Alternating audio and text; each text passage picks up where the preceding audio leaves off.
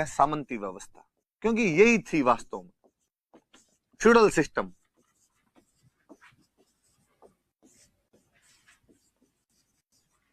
ये feudal system हुआ करता था, सामंती व्यवस्था हुआ करती थी। क्या थी सामंती व्यवस्था, क्या थी ये मैं समझाता हूं। देखो वापस सुनना आप सामंती व्यवस्था के बारे में।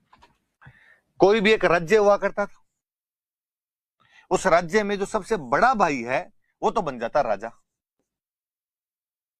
बाकी भाइयों को मिलती थी जागीर।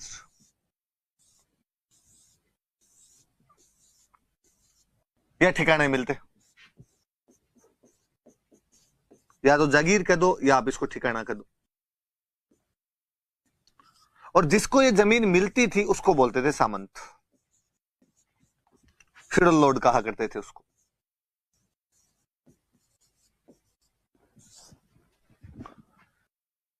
सीधी सी बात कि राजस्थान की प्रशासनिक व्यवस्था सामंती व्यवस्था पर आधारित थी।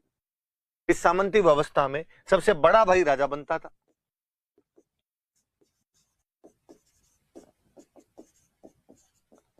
तथा अन्य भाइयों को भूमि आवंटित की जाती थी।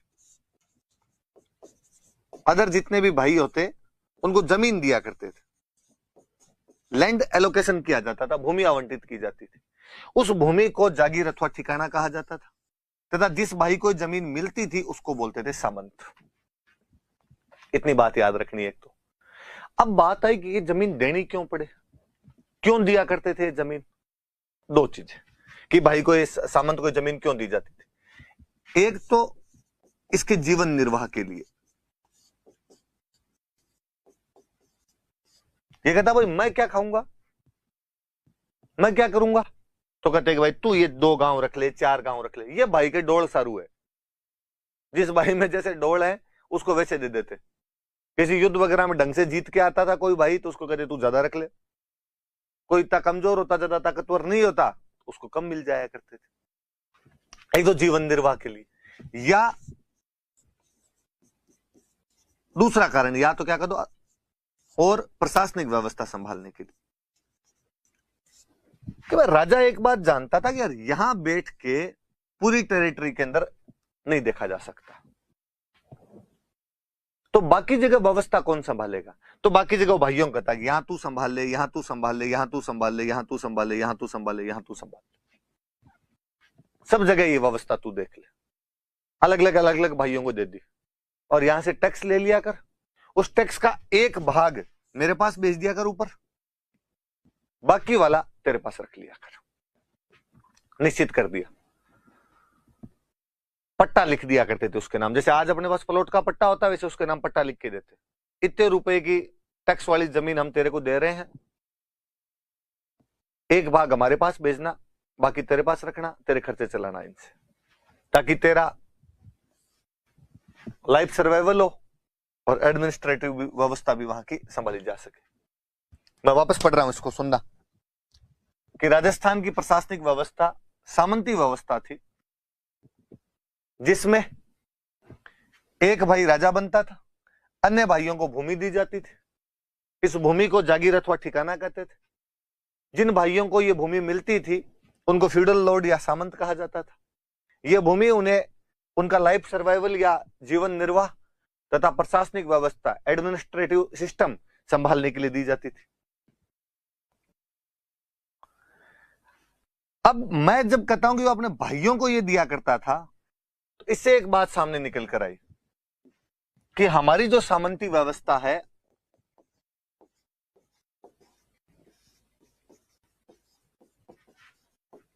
वह सैगोत्रीय रक्त संबंधों पर आधारित है।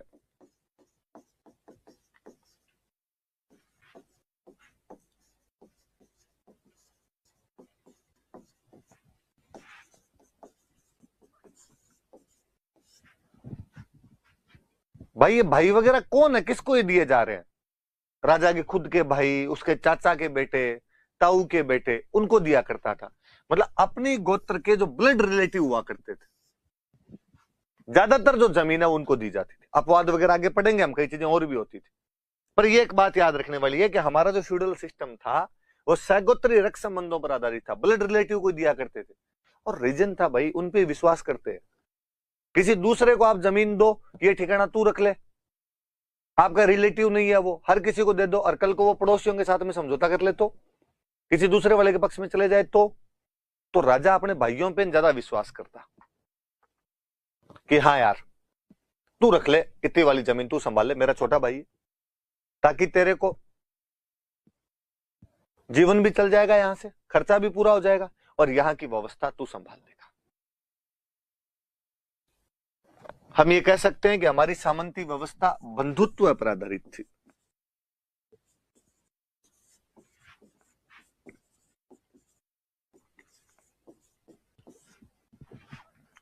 राजा उस सामंत को कहता कि तेरे को दो काम करने हैं, शांति का जब टाइम चल रहा है तब तो यहां से टैक्स ले और जनता का प्रशासन संभाल। प्रशासन संभालने का मतलब क्या, लड़ाई झगड़े टंटे इनके बीच में यदि कोई जनता के बीच में हो जाए तो सर्वे सर्वा है, तू कर वहां कुछ। आप ये मान लो कि राजा प्रधानमंत्री है, सामंत उसके मुख्यमंत्री है, अलग अलग राज्य सबके बीच में बांट रखे और ये कर। सामंत भी इस काम को चाव के साथ करते हैं क्योंकि सामंतों को पता है कि ये अपना भाई है।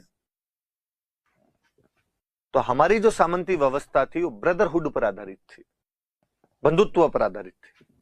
और राजा कहता है कि युद्ध का टाइम हो तो तुम सारे सेना लेके मेरी सहायता करने के लिए आओगे,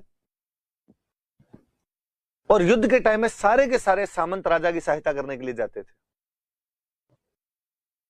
क्यों जाए भाई, राजा तो युद्ध में फंसा हुआ, उस समय कोई सामंत मना कर दे तो कि मैं नहीं जाऊंगा, राज्य तेरा है, तेरे पे आक्रमण वाले नहीं आ रहे हम तो, पर नहीं जाते थे क्योंकि सामंत को पता था कि राज्य हमारे बाप का था,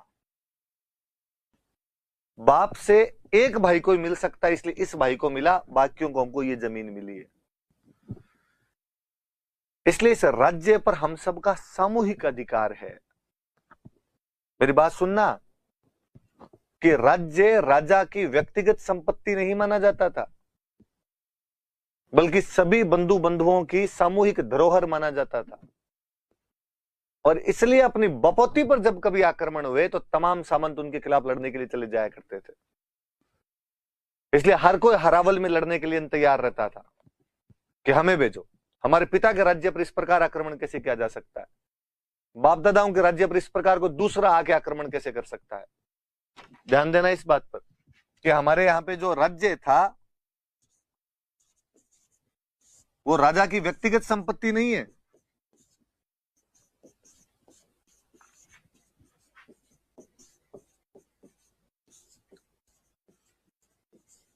पर्सनल प्रॉपर्टी नहीं है उसकी, तो साहब तो सभी भाइयों की कलेक्टिव हेरिटेज है वो।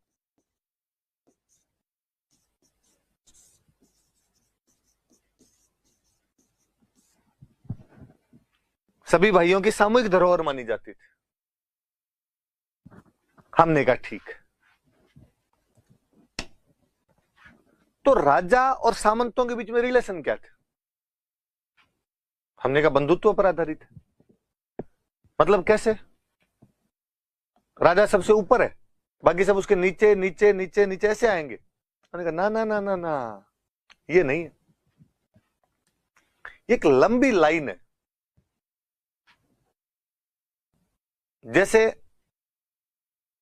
छोटी क्लासों में या स्कूलों में जब प्रार्थना करवाते हैं तो एक लंबी लाइन बनती है, एक बच्चा आगे खड़ा है, फिर उसके पीछे खड़ा है, फिर उसके पीछे खड़ा है, फिर उसके पीछे खड़ा है, फिर उसके पीछे खड़ा है।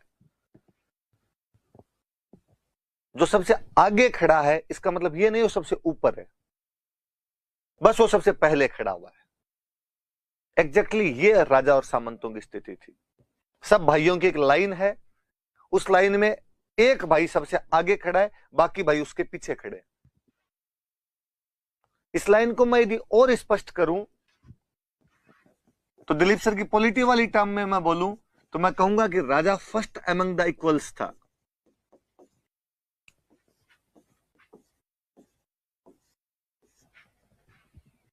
ये नहीं है सिस्टम कि एक ऊपर है, फिर उसके नीचे, फिर उसके नीचे,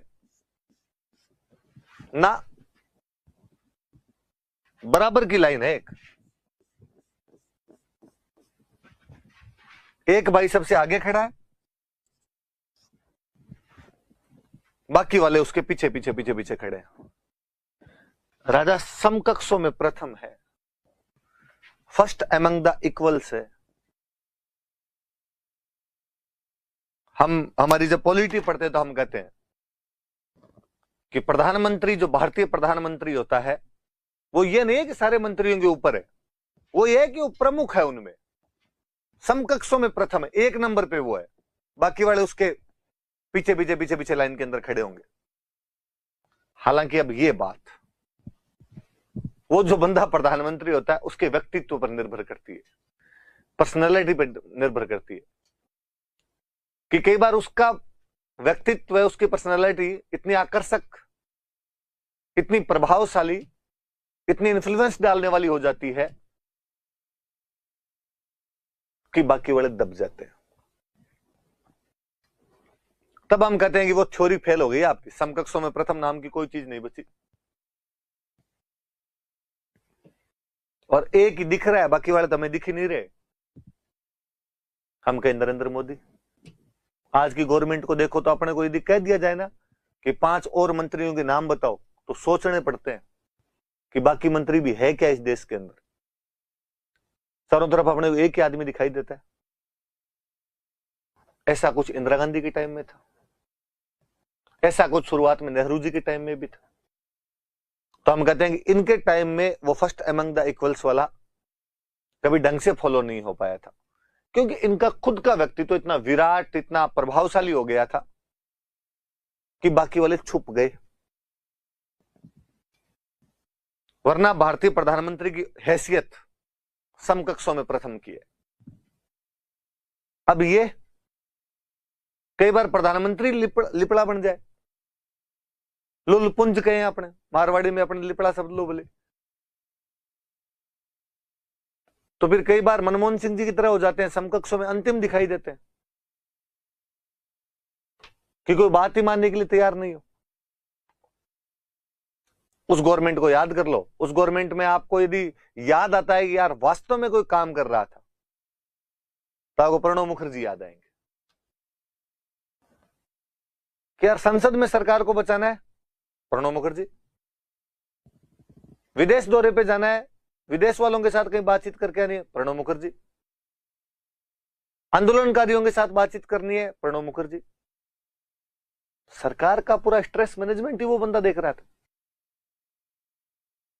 तब सरदार जी ढक गए थे कहीं ना कहीं पीछे, वो समकक्षों में प्रथम वाली भूमिका नहीं निभा पा रहे थे। वरना बाकी प्रधानमंत्रियों के आप काल देखोगे तो आपको लगेगा कि नहीं यार, वास्तव में समकक्षों में प्रथम वाला सा सिस्टम रहता है। प्रणब मुखर्जी तो अपनी बुक में लिखते हो रहे हैं कि 2012 के आसपास मुझे सोनिया जी ने बुलाया, और सोनिया जी ने बुलाकर कहा कि राष्ट्रपति के लिए कैंडिडेट तय करना है, पार्टी चाहती है आप राष्ट्रपति का चुनाव लड़ो। और मुझे ऐसा लगता है कि अभी तक सरकार और पार्टी में आपकी जरूरत ज्यादा है। प्रणब मुखर्जी लिखते हैं कि सोनिया गांधी की इतनी बात को सुनकर मुझे लगा कि सोनिया जी मनमोहन सिंह को तो बनाएगी राष्ट्रपति और मुझे बनाएगी प्रधानमंत्री। हालांकि अगले दिन पार्टी ने घोषणा की, पार्टी ने कहा प्रणब मुखर्जी हमारे राष्ट्रपति पद के उम्मीदवार है। कांग्रेस में शायद सबसे अधिक वेल डिजर्विंग बंदा जो कभी प्रधानमंत्री नहीं बन पाया। बाकी उसने तमाम अच्छे अच्छे पदों पर काम किया, सरकार को हर मोर्चे के ऊपर संभालने वाला वही बंदा था। वरना भारतीय प्रधानमंत्री जो होता है वो समकक्षों में प्रथम होता है। हम कहते हैं हमारे भी राजस्थान में जो राजा थे वो सामंतों के ऊपर नहीं है,